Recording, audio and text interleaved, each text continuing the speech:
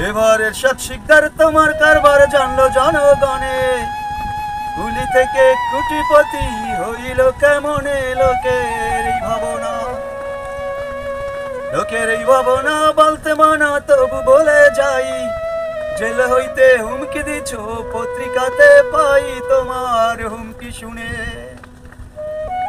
তোমার হুমকি শুনে তেল বাগুনে জ্বলে ওঠে লোক,